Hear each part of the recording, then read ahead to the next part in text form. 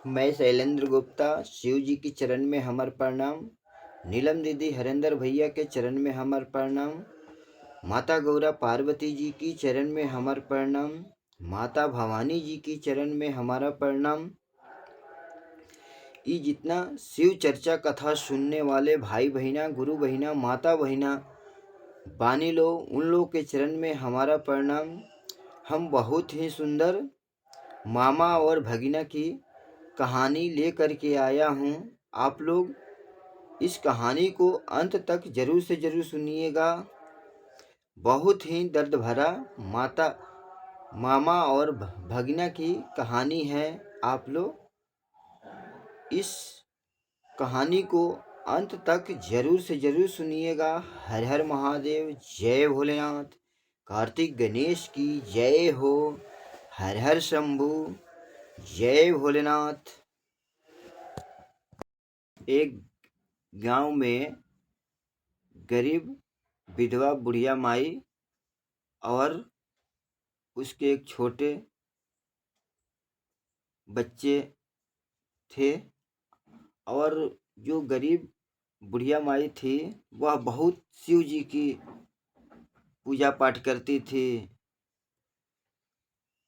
भजन कीर्तन करती थी। वह सुबह में जगती थी, अपनी नित्य कर्म करके नहा धोआ करके मंदिर जाती थी, एक लोटा शिव जी की जल अर्पित करती थी। और उसके एक छोटे बच्चा था। छोटा बच्चा धीरे धीरे सियान हुआ। सियान होने के बाद छोटे बच्चे की शादी हो गई। और छोटे बच्चे की शादी हुई और उसके शरीर से कुछ दिन बाद एक बच्चे का जन्म हुआ। अब बच्चे का जन्म हुआ, अब जैसे ही बच्चे का जन्म हुआ तो उसकी पत्नी का, यानी बच्चे का जन्म होते ही पत्नी का मृत्यु हो गया। और बच्चे का जन्म होते ही पत्नी का मृत्यु हो गई तो अपने बच्चे का लालन पोषण किया। बहुत दुख हुआ जब उसकी पत्नी की मृत्यु हुई, तो बहुत टेंशन में पड़ गया। और टेंशन में पड़ने के बाद वह अपने मन में ठान लिए कि हम दूसरी शादी ना करेंगे। अपने जिस पत्नी के साथ शादी किए थे उसकी मृत्यु हो गई, लेकिन मैं अब दूसरी शादी नहीं करूँगा। वह जिद में ठान लिया। अपने बूढ़ी माई और छोटे बच्चे के साथ रहने लग गया। वह सोचा कि मैं दूसरी शादी ना करेंगे। तो ऐसे ही कुछ दिन बीता। अब बच्चे धीरे धीरे समझदार होने लग गया और उसकी शिक्षा के लिए एक सरकारी स्कूल में एडमिशन हुआ। अब धीरे धीरे बच्चे पढ़ने जाने लग गया स्कूल में। अब बच्चे धीरे धीरे सियान हो गया और समझदारी आने लग गई। तब बच्चे को जितने उसके साथी बच्चे थे वह उसको चिढ़ाने लग गए, बोलने लग गए कि ये इसके साथ हम लोग रहेंगे नहीं, यह अनाथ है, न इसके मम्मी है, अच्छा परवरिश नहीं हुआ है, इसके साथ रहेंगे नहीं। अब बच्चे चिढ़ाने लग गए, अनाथ है, टूअर टापर है। अब देखिए लोगिन, शिष्या गुरु लोगन यह अब टेंशन में पड़ गया और स्कूल से आया वापस तो न किसी से बोल रहा है, न खाना वाना खा रहा है। अब अपने जिद पे अड़ गया, न अपने बाप से बोल रहा है, न अपने दादी माँ से बोल रहा है। तो ये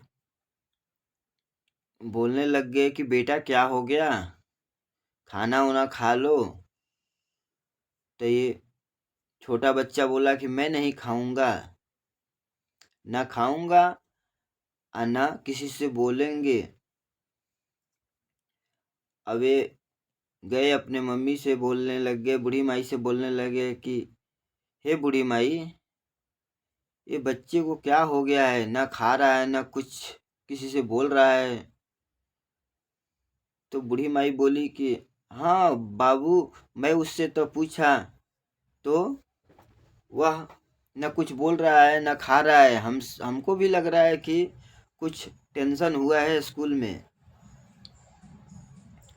तो फिर दादी माँ, बूढ़ी दादी, बूढ़ी माई और छोटे बच्चे का पिता जी पूछने लग गए कि क्या हो गया।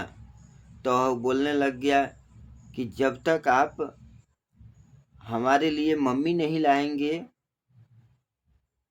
तब तक हम ना खाएंगे और ना किसी से बोलेंगे। तो वह बोलने लग गए कि बेटा, तुम्हारी मम्मी तो भगवान की प्यारे हो गई, भगवान के पास चली गई है, मम्मी हम कहाँ से ले आएंगे। दादी माँ तो है ना, दादी माँ के साथ रहो ना। तो बोला कि नहीं, हम जब तक हमारे मम्मी आएगी नहीं, जब तक हम ना खाएंगे ना किसी से बोलेंगे, आपको हमारे लिए मम्मी लाना होगा। तो वह टेंशन में पड़ गया। फिर उसके बाद कितना समझाने बुझाने के बाद वह छोटा बच्चा ना समझा। तो वह बोलने लग गया। छोटा बच्चा ना समझा तो कहा जाता है ना कि बच्चे के जिद के आगे माँ बाप को झुकना पड़ता है। तो उस छोटे से बच्चे के जिद के आगे बाप को झुकना पड़ गया। तो अगले दिन वह एक लड़की से शादी कर ले आए और शादी करके आए घर में। तो बच्चा बहुत खुश हुआ। अब सोच लिया और समझदार भी था, सोच भी लिया कि हाँ अब हमारे लिए मम्मी आ गई दूसरी, अब हमारे को कोई नहीं बोलेगा कि हम अनाथ हैं। और खुशी खुशी से खाने लग गया, रहने लग गया। तो ऐसे ही कुछ दिन बीता। वह स्कूल जाने लग गया, टाइम टू टाइम आता था। और जो माइभा महतारी थी वह भी समझने लग गई कि हाँ कोई बात नहीं, छोटा बच्चा है, हम अपने ही संतान के रूप में इसे समझेंगे। और मानती भी थी, छोटे बच्चे को भेदभाव रखती नहीं थी। अब कुछ दिन बाद जो नई शादी करके ये ले आए थे छोटे बच्चे का बाप, उसके देह से भी एक संतान हुआ। अब ये भी छोटा बच्चा खुश हो गया कि चलो हमारा एक छोटा भाई भी आ गया। खुशी खुशी से रहने लग गए। ये भी जो थे मेहनत मजदूरी करके अपने जो पहली देह वाली औरत से जो बच्चा हुआ था उसके भी देखभाल करने लग गए। जो नई दूसरी शादी करके आए थे उसके देह से भी एक बच्चा हुआ, तो उसको भी देखभाल करने लग गए। खुशी खुशी से जीवन कटने लग गया। अब कुछ दिन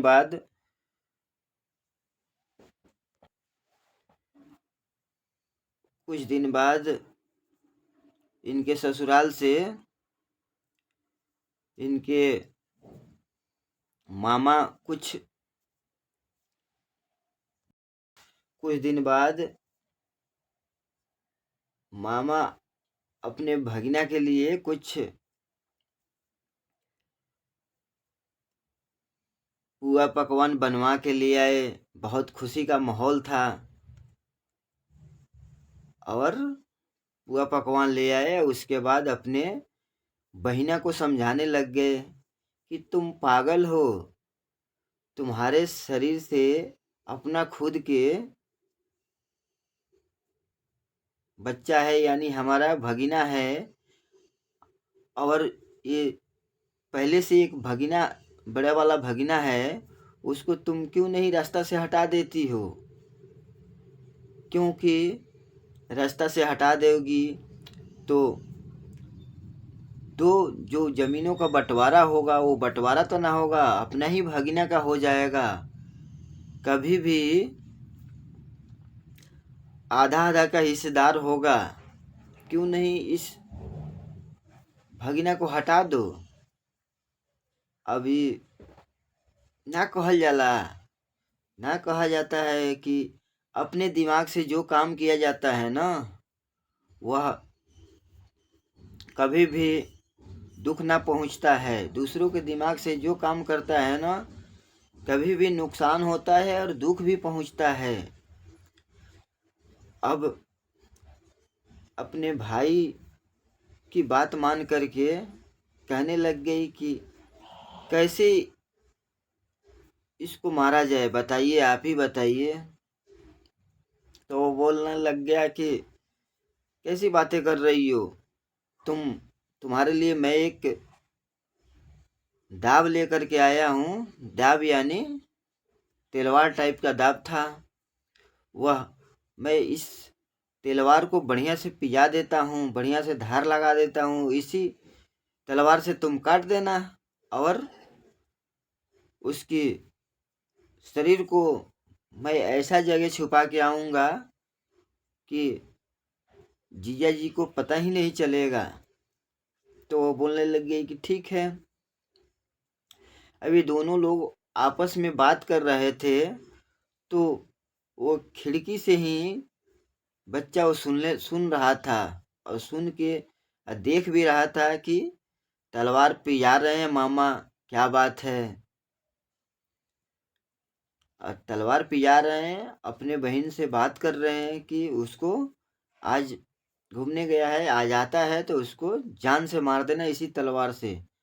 अब जब तक मामा को भगना के ऊपर नजर पड़ गया कि अरे भगना तो सुन लिया, अब बोलने लग गए बहन से कि भगना तो सुन लिया, बहुत अनर्थ हो जाएगा। अब तुरंत भगना के पीछे बहन और माई और मामा दौड़ने लग गए, और दौड़ते दौड़ते दौड़ते दौड़ते कुछ दूर बाद जा कर के बच्चे गिर के बेहोश हो गया। अब बेहोश हो गया तो ये समझ गए कि अरे लग रहा है मर गया, इसी जंगल में छोड़ देते हैं। अब फिर ये दोनों वापस आ गए और उधर जो बेहोश गिरा हुआ पड़ा था बच्चा, उसी रास्ते से 3 साधु जा रहे थे। तीनों साधु ने बेहोश बच्चे को देखा तो उठा करके अपने कुटिया में ले गए, और वो जो कुटिया था शिव जी का कुटिया था। अब पानी उनी पिलाया गया, पानी का छिट्टा मारा गया तो बच्चे को होश आया तो तीनों साधु ने पूछे कि क्या बात है, कैसे तुम बेहोश पड़े थे जंगल में। तो सारे बात बता दिया साधु को। अब साधु बाबा ने इसको बोलने लगे कि हे बच्चा, तुम्हारे जीवन में बहुत दुख ही दुख है, तुम एक काम करो, शिव जी के शरण में ही रह लो, शिव जी तुम्हारे को बेड़ा पार लगाएंगे। वह शिव जी के ही मंदिर में रहने लग गया, शिव जी का ही सेवा टहल करने लग गया, मंदिर की सर सफाई करने लग गया, और साधु लोग के साथ रहने लग गया। इधर माई और मामा वापस आए घर पे। आते ही तुरंत जो सगा भागिना था वह तुरंत अपने बहन के गोद से मामा ने उठा करके और मामा तुरंत सगा भागिना को ही काट दिया। और काटने के बाद तुरंत अपने बहन को बोलने लग गया कि इस घर से तुम जाओ, तुम्हारा यहाँ कुछ नहीं है। अब इतना देखते ही बहन भाई से बोलने लग गई कि भैया आप क्या कर दिए, हमारी दुनिया उजाड़ दिए, हमारे बच्चे को मार दिए और पति हमारे परदेश में हैं।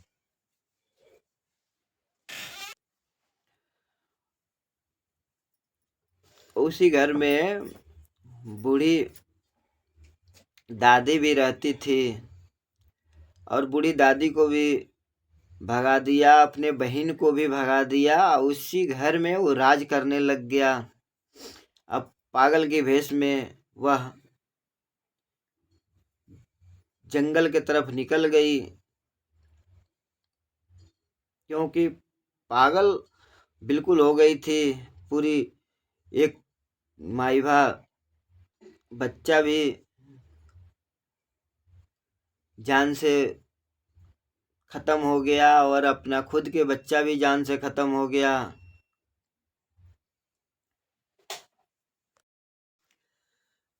अब उसको घर से मार और के निकाल दिया अपने बहन को, और खुद उस घर में राज करने लग गया। एक बूढ़ी विधवा गरीब दादी अम्मा थी, उसको भी मार के भगा दिया और खुद राज करने लग गया। अब बहन बिल्कुल पागल होकर के जंगल में चली गई। अब जंगल में जाने के बाद जंगल में ही भटकती रही। इधर जो साधु के कुटिया में ये बच्चा गया था, वह वहाँ खुशी खुशी से रहने लग गया और साधु के ही दीक्षा के लिए खुद अपने घर से कुछ भिक्षा लिया जाता है, तभी साधु का मनोकामना पूरा होता है, साधु बनने का मनोकामना पूरा होता है। तो साधु लोग ने उसे बोले कि बच्चा तुम एक काम करो, अपने घर जाओ, अपने माँ से कुछ भिक्षा लेकर के आओ और तभी तुम्हारे साधु का तपस्या सफल होगा। तो वह बोलने लग गया कि हमारे घर पे कौन है, कंस मामा है, कंस मामा हमारे पूरा परिवार को उजाड़ दिया। फिर उसके बाद वह सोचा कि चलो बूढ़ी अम्मा है, अम्मा से हम मिल के आते हैं। तो उसी जंगल के रास्ते से जा रहा था, तो जाते जाते देखा कि एक पागल के भेष में औरत आ रही है। तो वह देखते ही पहचान गया। तो वह बूढ़ी वह पागल औरत के पास गया और बोलने लग गया। जब तक वह पहचान गई, बोली कि बेटा तुम हमारे बूढ़े के सहारे बन जाओ, तुम कहाँ चले गए थे। तो वह बोलने लग गया कि हम अब वापस कभी नहीं आएंगे आपके पास। इतना टेंशन होता तो तुम हमारे को मरवाते नहीं मामा से, और हमारे भाई को तुम मरवा दिए। तो बोलने लग गई कि बेटा अब जो हुआ गलती हो गया, तुम हमें माफ़ करो और हमारे साथ चलो घर। तो वह बोला कि नहीं, अब हम वापस नहीं जाएंगे, तुम हमें भिक्षा दे दो, हम साधु बनने का तपस्या किया हूँ, हमारी तपस्या सफल हो जाएगी, तुम अपने हाथ से भिक्षा दे दो। तो वह रोने लग गई, बोलने लग गई कि हमारे पास है क्या, कुछ नहीं है हमारे पास, हम क्या दे ही सकते हैं। फिर बोली कि ठीक है बेटा, अपने आंचर के पल्लू फाड़ के तुरंत बच्चे को दे दिए हाथ में। वह बच्चा तुरंत आंचर के पल्लू लेकर के शिव जी के दरबार में पहुंच गया और उसकी साधु बनने की तपस्या भी पूरी हो गई।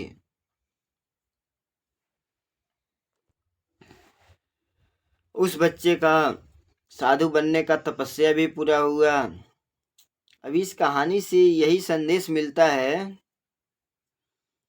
कि अपने दिमाग से काम किया जाता है, दूसरों के दिमाग से काम करने से उस बेचारी का पूरी घर परिवार और जिंदगी उजड़ गया। उसको कम से कम अपने दिमाग से काम की होती, अपने दिमाग से जो कुछ भी काम की होती तो पूरा परिवार जिंदगी ना उजड़ता। हम इस कहानी को यहीं पे अंत कर रहे हैं। हमारी कहानी आप लोग को अच्छा लगा होगा तो लाइक कीजिएगा, शेयर कीजिएगा, सब्सक्राइब कीजिएगा और कमेंट में हर हर महादेव जरूर से जरूर लिखिएगा। जय भोलेनाथ।